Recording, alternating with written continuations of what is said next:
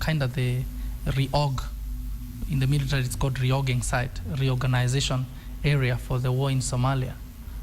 Military choppers fly to Garissa before they can find their bearing if they want to reload, to refuel. So it should be fairly militarized, like you said.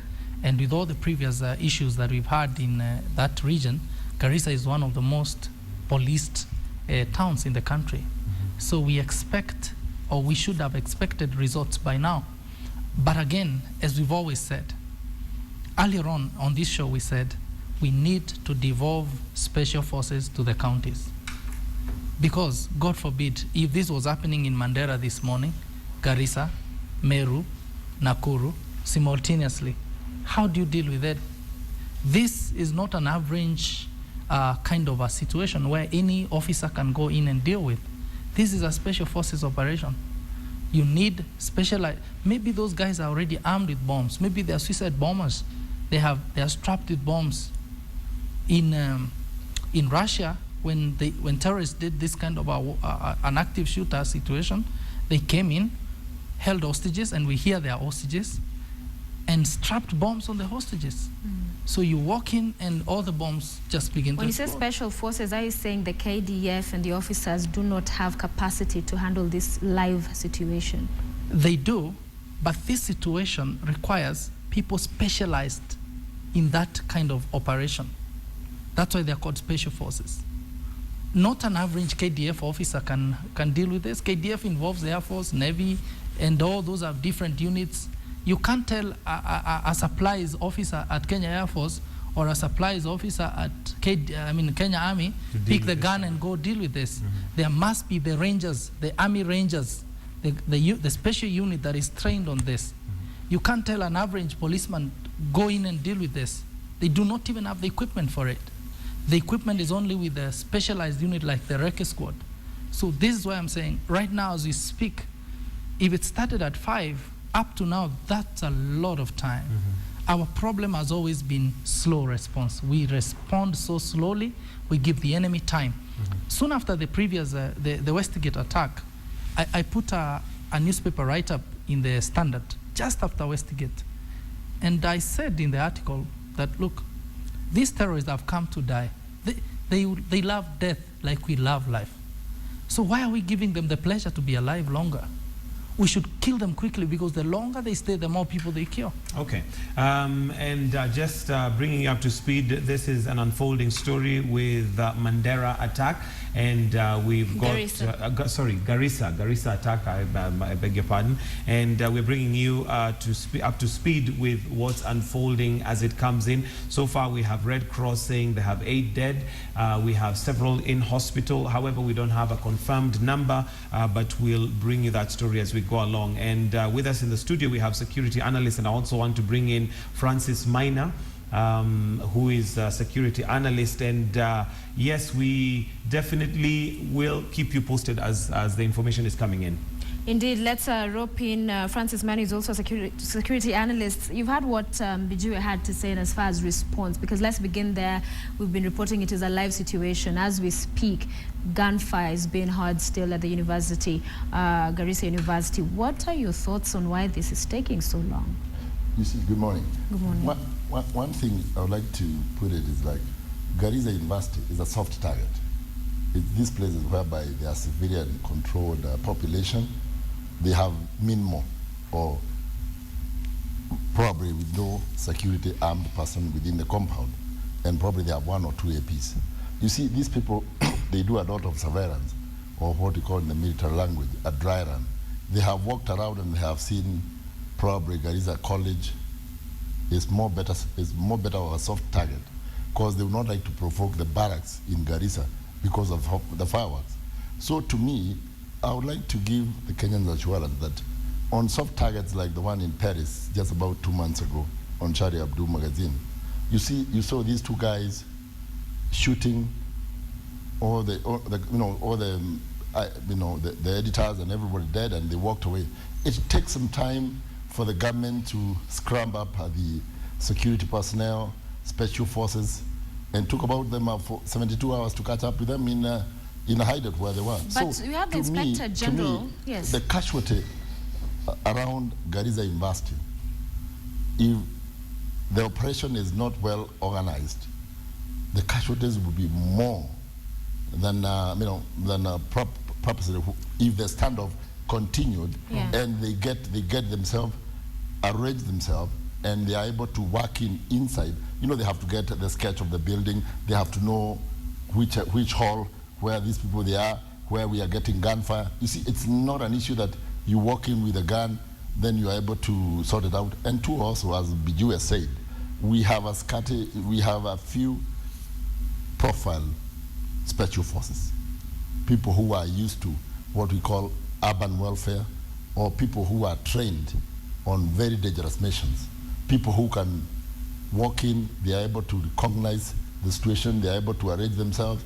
You see, we have a bit of shortages on all these issues, but at the moment what I would like to assure Kenyans is I will not be on the forefront for a storming in, because it will be more dangerous to storm in rather than to assess the situation from a distance, arrange themselves, engage them in one side, but not really the storming out of trying to mop it out, because you get more casualties. If you flush them out, you get more casualties. Which is what the Inspector General in his statement said, because first you link the reason as to why this has taken so long is that this was a soft target and that they perhaps did not have enough hands on deck in terms of officers. But we understand from the Inspector General that immediately after this gunmen attacked, there were reinforcements in terms of the numbers, KDF and the police. So they're talking about an elaborate process of flashing out. He thinks that is not the way to go. They should be out planning so that they can go in with a plan. Is that the same way you look at it? Yes, I agree with Minor, because unfortunately, we always let the enemy lead the show here. Earlier on, when Senate Committee for National Security asked me to advise them on these issues, in our recommendation, we said all critical infrastructure within our cities, our counties, should submit their building plans to the special forces. And again, that was premised on the fact that special forces could devolve. So you're thinking of Reke Squad unit in Garissa County receiving all the building plans for all the possible enemy terrorist targets in the city, and do simulated, attacks, acquaint themselves with those building plans way in advance. So, unfortunately, as Maina said, the D-Day is when they ask for the plan. They don't even know where it was. Maybe they are looking for it at the city council now, at the county council offices, to try and acquaint themselves, was there a tunnel, was there something, when that should have been done way in advance. In Nairobi City, we said, in our report, we said, please, KICC, Parliament building, every critical infrastructure, submit those building plans to the special forces. Give them to the commandant, Reke Squad unit. Say, give your boys this, let them know how KICC is. Because who knows where they may target next Because time. you say critical structures, and I want Mike maybe to read for us this statement, and that this was a notice that was put up at the University of Nairobi, because now in reports it's emerging that there was this intelligence of an imminent attack on a university. But you say that some of these structures and information was being sort of critical structures. But this is not one of those you'd imagine. You mentioned KICC, some of what the security organs would want to have information on. But this is what this particular notice says. And the report says intelligence reports indicate that the Al-Shabaab terror group is planning retaliatory attacks on vital institutions in Nairobi, including major universities. The information is already being processed by the relevant government agencies with an objective of putting necessary measures in place to fail any such attempt. You are hereby advised to continue being vigilant, diligent while in your university and crowded places. Be conscious of any suspicious persons or luggage that is as you go about your daily schedule. And just to add on to that, one of the notices that had even been put up in one of the local universities, this is USIU, while various security agencies continue to zero in on fresh, credible intelligence of Al-Shabaab and its affiliates and sympathizers, retaliatory security threats on Kenya with a view to neutralize their links. And of course, they are now telling their students that they need to be extra vigilant, showing that there was some sort of intelligence that this could happen.